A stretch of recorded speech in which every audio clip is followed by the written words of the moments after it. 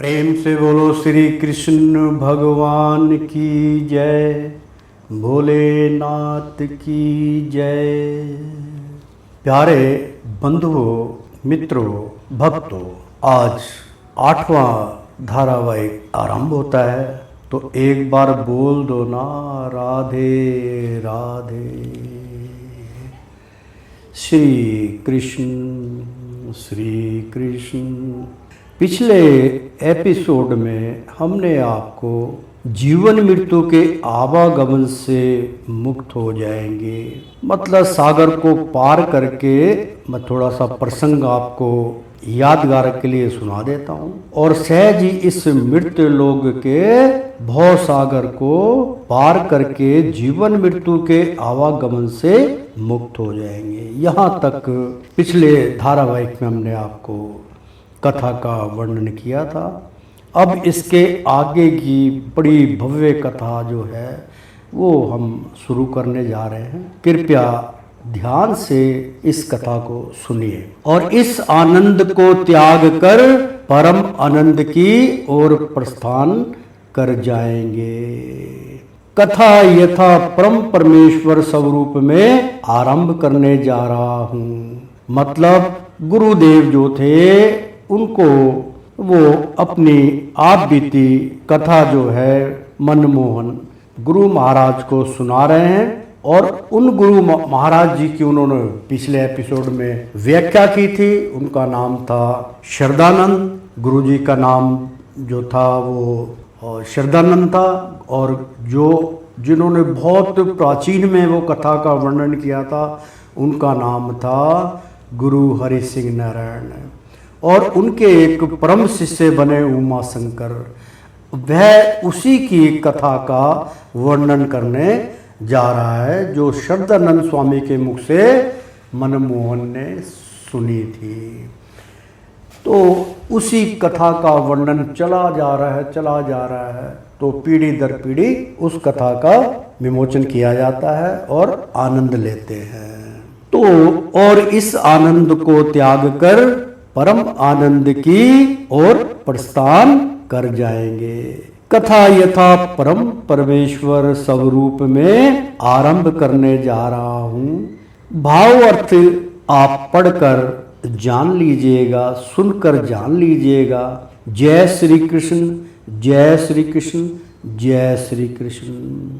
परम गुरुदेव के अनेकों शिष्य थे। वह शिष्य बड़ी ही ध्यान पूर्वक गुरु जी के प्रवचन सुना करते थे। गुरुदेव इस भव सागर को पार करने की अनेकों विद्याएं बतलाया करते थे। उनके शिष्य 5 वर्ष की आयु से उनकी सेवा में कार्यरहित थे। वह शिष्य कम आयु में ही गुरु की शरणागत में आकर नामदान की भिक्षा ले लिया करते थे। उसी गांव से कुछ दूर एक कस्बा था, छोटा सा गांव था। उस गांव का नाम गोकुलपुरी था। उसी गांव में एक परिवार था। उस परिवार में कुल 7 सदस्य थे, माता पिता और एक पुत्र और 4 पुत्री थी। सबसे बड़ा उनका पुत्र था। उसकी उम्र 20 वर्ष की थी। सम्मिलित परिवार का एक ही मात्र सहारा था उनका पुत्र। पिताजी का मजदूरी का कार्य था। मजदूरी कभी मिल जाती थी, कभी नहीं मिलती थी। सब कम उम्र के थे। माँ घरेलू कार्य में व्यस्त रहती थी। पुत्र किसी कारखाने में कार्य करता था। बड़ी मुश्किल से उसके परिवार का गुजर बसर चलता था। उस बालक का नाम उमा शंकर था, जो अंत में चलकर गुरु महाराज की शरणागत में होके और वो उनका परम शिष्य बना। तो बालक का नाम उमा शंकर उपाध्याय था। वह बड़ा ही शांति स्वभाव का था। उमा शंकर 8 बजे तक काम किया करता था। एक दिन वह काम करके घर लौट रहा था। अचानक उसके सामने एक पक्षी वृक्ष के ऊपर से नीचे गिरा और फड़फड़ाने लगा। पक्षी को फड़फड़ाता देखकर उमा शंकर वहां रुका और हाय हाय करता हुआ पक्षी के पास पहुंचा। उमा शंकर ने सोचा कि इस पक्षी की जान बचानी चाहिए, चलो इसे उठाकर पानी पिला देते हैं। जैसे उमा शंकर ने पक्षी को उठाने के लिए अपने हाथ आगे बढ़ाए, वैसे ही पक्षी ने फड़फड़ाते हुए अपने प्राण त्याग दिए। यह देखकर उमा शंकर के मन को बड़ा दुख पहुंचा। वह घर पहुंचा और चुपचाप बैठ गया। मां ने कहा, बेटा उमा शंकर हाथ मुंह धो लो, मैं खाना परोस देती हूँ, अपने पापा के साथ ही भोजन कर लेना। उमा शंकर ने दासहीन से मां को जवाब दिया, मां आज हमारी इच्छा भोजन करने की नहीं है, आज हम भोजन नहीं करेंगे, आप पापा जी को भोजन दे दीजिए। मां का दिल तो कोमल होता है। मैया पूछ बैठी, बेटा कभी ऐसी इच्छा आपने प्रकट नहीं की, ना ही कभी ऐसा वक्त आया और कभी ऐसा नहीं हुआ कि बिना भोजन किए तुम कभी सो गए हो। फिर आज जरूर कोई बात है जो तुम हमसे छुपाना चाहते हो। बोलो बेटा क्या बात है। भूखे पेट सोना भगवान जी को अच्छा नहीं लगता। इतना सुनकर धीमे स्वर में पापा बोले, क्या हुआ बेटा, आओ हमारे पास आओ, क्या बात है, घर में किसी ने कुछ कहा है क्या, या कंपनी में कुछ बात हो गई। उमा शंकर बोले, पिताजी ऐसा कुछ भी तो नहीं हुआ, हमारी कंपनी के मालिक तो महात्मा इंसान हैं, वो कभी किसी को कुछ नहीं कहते, बल्कि कभी कभी वो कंपनी में चक्कर लगाते हैं तो हमें आशीर्वाद देकर ही जाते हैं। तत्पश्चात बहनें भी कहने लगी, फिर क्या बात है भैया, आप तो जानते हैं कि पूरा परिवार आपसे कितना प्रेम करता है, और भैया हम क्या मम्मी पापा भी आपके बिना भोजन नहीं करते, ये आप भली भांति जानते हैं। आप खाना नहीं खाएंगे तो हम भी भूखे पेट ही सो जाएंगे, फिर चाहे भगवान जी को भी बुरा क्यों ना लगे। हम नहीं जानते। इतना प्रेम देख उमा शंकर के भी सारे भाव बदल गए। अच्छा बहन, मैं तुम सबको कैसे नाराज कर सकता हूँ, चलो आज हम सब मिलकर खाना खाते हैं। अब तो खुश मैं तुम्हें भी वह बात बताता हूँ जिसकी वजह से मेरी भोजन करने की इच्छा समाप्त हो गई थी, नहीं तो सारी रात आप सबके मन में संशय का विषय बना रहेगा। पहले आप भोजन कर लीजिए, तत्पश्चात मैं आपको आप बीती कथा सुनाऊंगा। ऐसा कहकर सबने प्रेम से भोजन किया। तत्पश्चात सब बहनें माता पिता कहने लगे, भैया अब आप ये बतलाइए कि आपका मन क्यों रुष्ट हुआ था, आप भोजन करने के लिए क्यों मना कर रहे थे।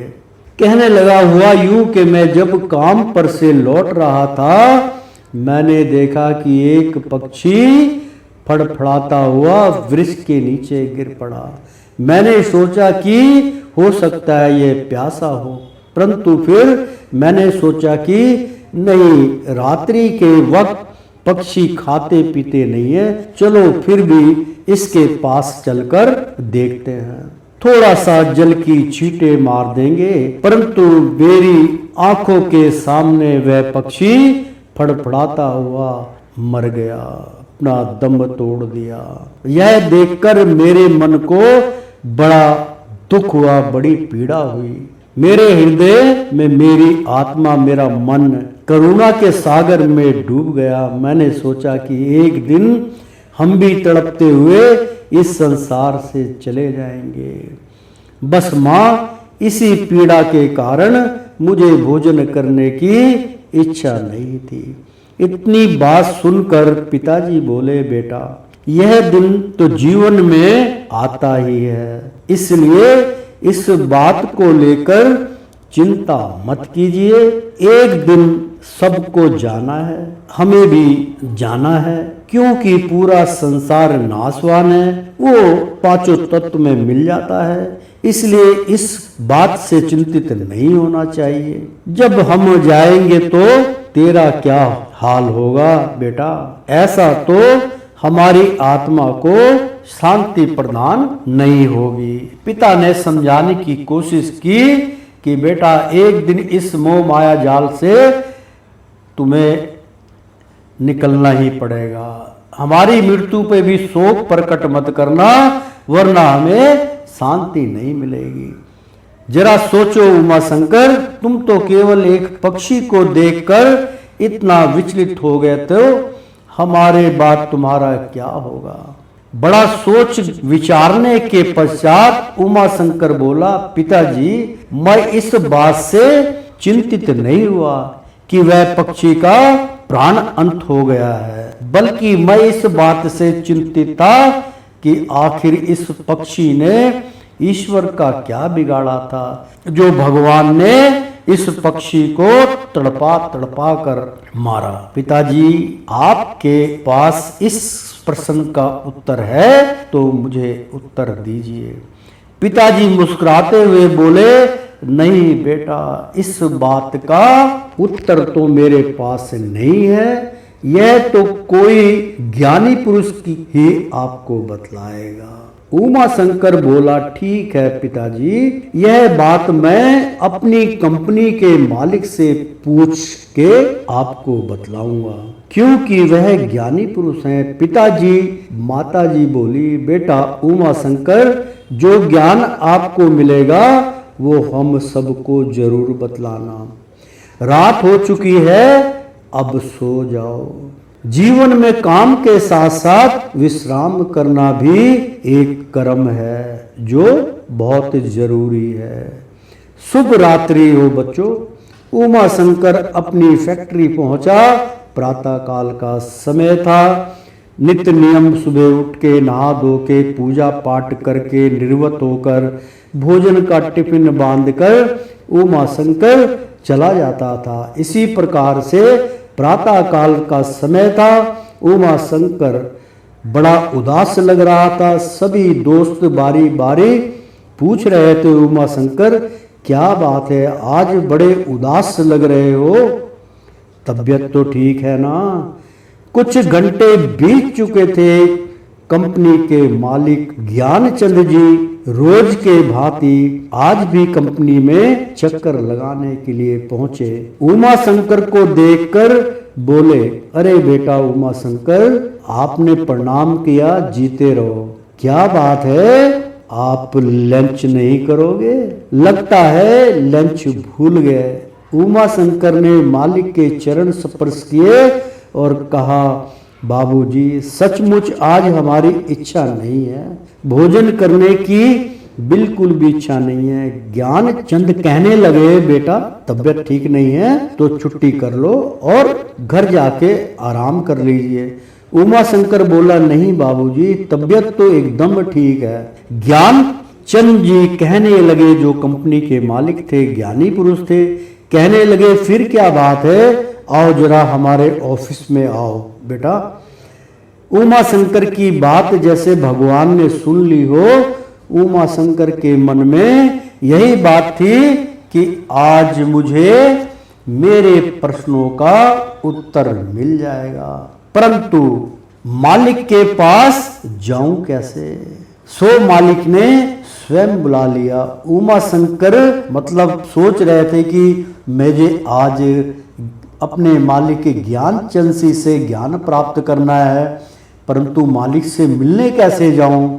मैं एक फैक्ट्री के अंदर छोटा सा मुलाजिम हूं और पता नहीं उनको अच्छा लगे कि बुरा लगे। ऐसा सोचने विचार करने में मालिक ने खुद उनकी मन की बात सुन के उनको आमंत्रित कर दिया। इस बात को सुनकर बड़ा ही परमात्मा का उसने शुक्रगुजार किया कि परमात्मा ने मेरी सुन ली और मालिक ने मुझे बुला लिया। तो मालिक ने स्वयं बुला लिया। उमा शंकर ज्ञानचंद जी के पास से पहुंच गया। ज्ञानचंद जी बोले, बैठ जाओ बेटा, अब बतलाओ क्या बात है। बेटा बोलो। तब उमा शंकर का धैर्य बंधा और उसने आप बीती पक्षी वाली कहानी ज्ञानचंद को बतलाई और कहा, बस बाबूजी यही एक बात है। ज्ञानचंद जी बोले, बेटा तुम्हारा प्रश्न तो उचित है। इस प्रश्न का उत्तर तो दो प्रकार से मिल सकता है। एक तो आपको किसी प्रमाणिक गुरु की शरणागत में जाना पड़ेगा या स्वयं अनुभव करना पड़ेगा। यह मार्गदर्शन तो किसी गुरु के द्वारा सत्संग या प्रवचन सुनने से ही प्राप्त होगा। उमा शंकर प्रसन्न मुद्रा में बोले, सर जी आप मेरे प्रथम गुरु जी हैं। मैं आपको नमन करता हूँ, आपके चरण स्पर्श करता हूँ और आपका कोटि कोटि धन्यवाद देता हूँ। ज्ञानचंद जी कहने लगे, पुत्र मैं तुम्हारा प्रथम गुरु कैसे हुआ? उमा शंकर कहने लगा, क्षमा कीजिए महाशय जी, क्षमा कीजिए मेरे ज्ञानी महापुरुष, मैं आपका एक छोटा सा मुलाजिम हूँ, आपकी फैक्ट्री में काम करता हूँ। मेरा इतना उत्साह तो नहीं है कि मैं आपसे प्रश्न उत्तर कर चुकूं, परंतु इस प्रश्न का उत्तर मैं आपको जरूर दूंगा। जहां से ज्ञान प्राप्त होता है, इससे पहले मेरे माता पिता ने भी मुझे इस ज्ञान से वंचित रखा। आप सर्वप्रथम हैं, आपने मेरे प्रथम प्रश्न का एक मार्गदर्शन मुझे दिया, तो मार्गदर्शन देने वाला प्रथम गुरु होता है, इसलिए आप मेरे प्रथम गुरु जी हैं। आप अपने दोनों हाथों से मुझे आशीर्वाद दीजिए। ज्ञानचंद जी बड़े प्रसन्न मुद्रा में बोले और दोनों हाथ से आशीर्वाद दिया कि बेटा तथास्तु, तुम्हारी हर मनोकामना पूर्ण हो। ऐसा कह के उन्होंने उमा शंकर को आशीर्वाद प्रदान किया। मैं आपको सत सत प्रणाम करता हूं। आज मुझे आपके द्वारा मार्गदर्शन का सौभाग्य प्राप्त हुआ है, मैं धन्य हो गया। आज मेरे अंदर की सभी विचलित करने वाली इंद्रियां शांत हो गई, मुझे मार्ग मिल गया। और उसके चेहरे पे मुस्कुराहट आ गई। जब वो ऑफिस के द्वार से बाहर जाने लगा तो ज्ञानचंद जी ने उसको वापस बुलाया। कहने लगा, पुत्र बैठो।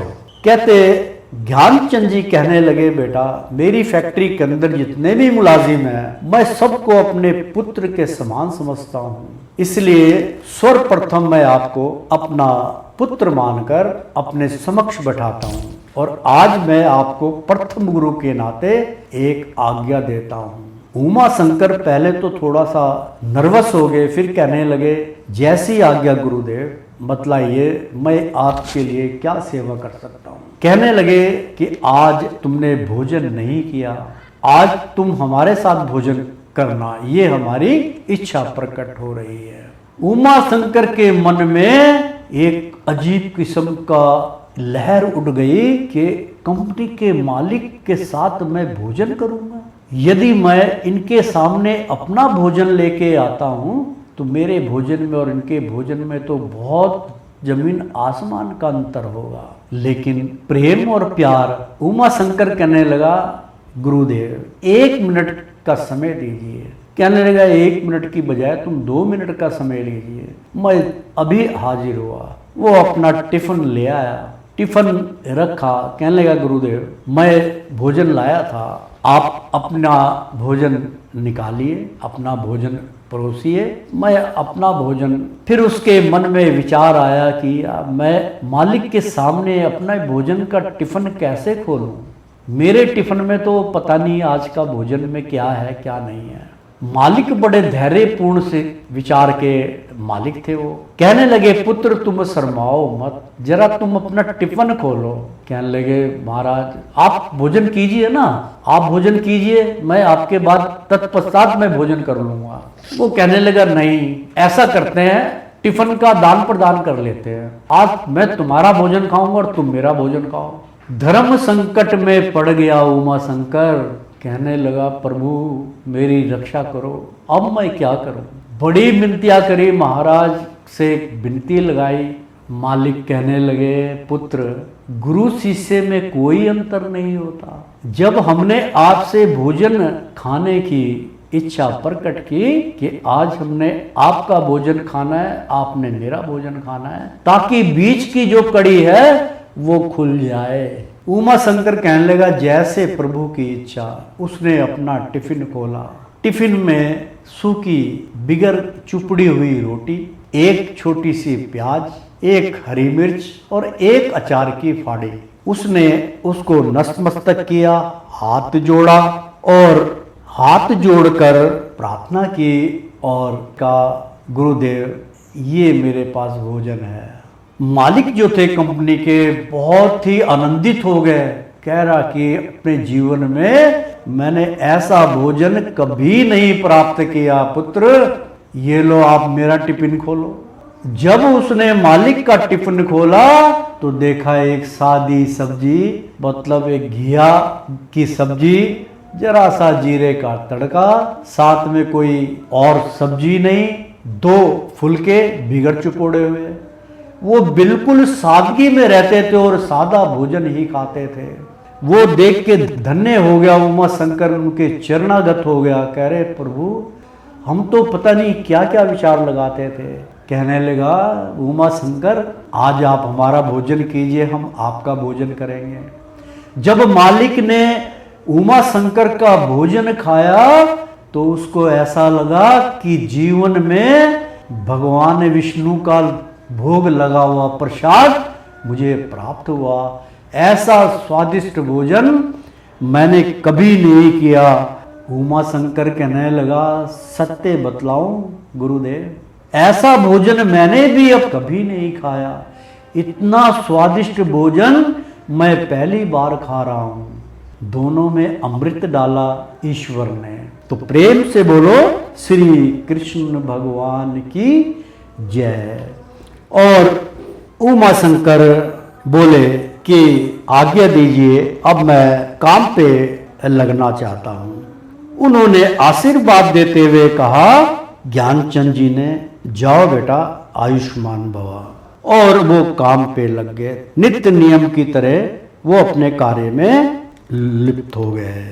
और उनकी, क्योंकि उमा शंकर को उनका मार्गदर्शन प्राप्त हुआ और वो अति प्रसन्न मुद्रा में काम पे लग गए। आपका बहुत बहुत धन्यवाद कहकर अब मैं केवल कर्म करने का प्रयास करूंगा, परम ज्ञान पाने की कोशिश करता रहूंगा। प्रणाम गुरुदेव। उमा शंकर ने प्रण कर लिया कि मैं आज से ही नित्य नियम की प्रतिज्ञा करता हूं कि प्रतिदिन सत्संग भवन में जाकर गुरु धारण कर गुरु की शरणागत में चला जाऊंगा। कहने का तात्पर्य ये हुआ मित्रों, सर्वप्रथम के भोजन का आदान प्रदान वो हमारी स्वयं इच्छा पे होता है।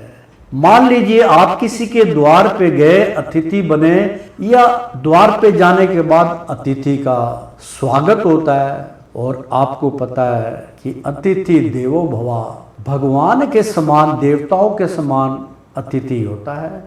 उसको एक गिलास पानी से भी उसका मान सम्मान किया जाता। परंतु आज का समय बहुत बदल चुका है। अगर कोई किसी के द्वार पे एक बार से 2 बार चला जाएगा तो दूसरी बार मन मुटाव में कोई ना कोई घृणा का पात्र आ ही जाता है। तो ऐसे विचारों को समाप्त करके जो सूखी रूखी ईश्वर देता है उसको सर मत्थे पे लगा के भोजन प्राप्त कीजिए। और शरणागत में चला जाऊंगा, परंतु पहले मैं गुरु जी श्री हरिकृष्ण जी महाराज के शिष्यों के साथ बैठकर कुछ समय तक सत्संग सुनूंगा। ऐसे विचार उसके मन में प्रकट हुए। तत्पश्चात गुरु धारण कर लूंगा। आज उमा शंकर का पहला दिन था। वह काम से सत्संग भवन पहुंचा, यानी कि सत्संग भवन का जो समय था वो 9 बजे से 11 बजे तक का समय था। 8 बजे उमा शंकर अपने काम से निवृत्त हो जाता था, ओवर टाइम लगाता था। वो पूरा करके टिफिन लेके 8:30 पौने 9 तक वही रोड के ऊपर सत्संग भवन था, वहां से रोज निकलता था। आज तो उसने प्रण कर लिया, प्रण करके सत्संग भवन पहुंचा। भवन शिष्यों से खचाखच भरा हुआ था। केवल गुरु महाराज जी के अलावा सभी शिष्यों ने जोगिया भगवा रंग के वस्त्र धारण करके भवन में बैठे हुए थे। गुरु जी उज्जवल वस्त्रों में जो सफेद दूधिया आभा लिए चमचमा रहे थे। कुछ समय पश्चात गुरु जी अपनी गद्दी पे विराजमान हुए। उमा शंकर का मन यह सब कुछ देख अति प्रसन्न हो गया। वह अपने जूते उतार कर द्वार के अंदर प्रवेश करने चला। जैसे उमा शंकर शिष्यों के साथ बैठने लगा, वैसे ही पीछे बैठे शिष्यों का एक साथ ध्यान उमा शंकर पर पड़ा। उमा शंकर अभी 20 वर्ष का ही बालक था। उस बालक को देखकर सभी शिष्य थोड़ा सा क्रोध दिखाते हुए अपनी आंखों से उस बालक उमा शंकर को घूरने लगे और कहने लगे, ओ बालक यहां से खड़े हो जाओ। उमा शंकर खड़ा होकर अपने मन में सोचने लगा, वहां ये शिष्य तो लगता है गुरु जी से बढ़कर है। अब ये मुझे आगे जाने के लिए कहेंगे। उस वक्त गुरु जी सुदामा की कथा का प्रसंग कह रहे थे। वह कह रहे थे, अतिथि देवो भवा, तत्प्रिय मेहमान देवता स्वरूप होता है। द्वार पे आए भिक्षु को भी निरादर अपमान नहीं करना चाहिए। यदि कुछ धन अन्न प्राप्त ना है तो भी उसे कम से कम जल सेवन के लिए जरूर पूछे। उमा शंकर इस गुरु के वचन को ध्यान से सुन रहा था। वह प्रसन्न मुद्रा में कहने लगा, गुरुजनों मैं आगे जाकर गुरु जी के समक्ष मुख बैठ जाऊं। शिष्य ने थोड़ा तीखा प्रहार करते हुए कहा, बालक इस सत्संग भवन में केवल गुरु जी के शिष्यों को ही अंदर आने की अनुमति दी जाती है। तुम तो अभी बालक हो, तुम्हें इन सब बातों को जानने की आवश्यकता नहीं है, बाहर हो जाइए।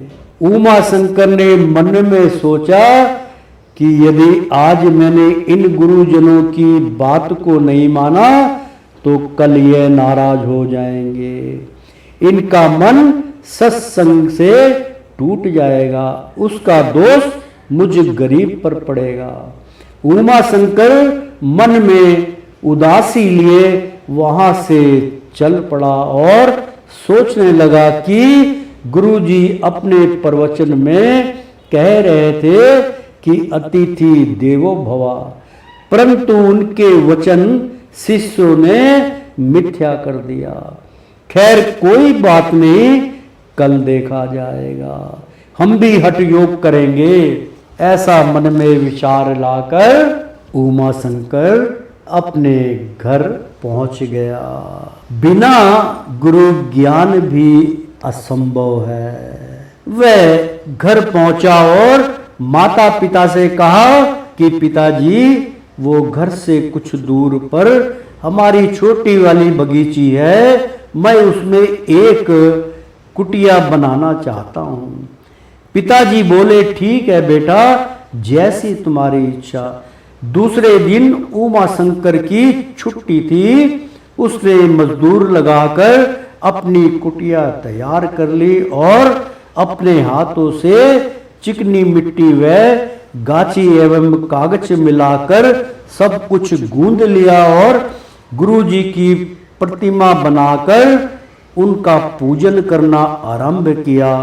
जैसे प्राणी के अंग संग कण कण में ईश्वर का वास होता है, उसी प्रकार गुरु का आशीर्वाद भी हमेशा अपने शिष्यों पर बना रहता है। उमा शंकर ने विधि विधान के अनुसार वस्त्र, खड़ाओं, पीले रंग की धोती, जनेऊ, मिष्टान गुरु की दक्षिणा स्वरूप उनको धारण कराकर अपने तन मन धन से गुरु धारण किया। गुरु से ज्ञान प्राप्त हुआ कि गुरु ज्ञान के लिए सत्संग भवन अनिवार्य नहीं।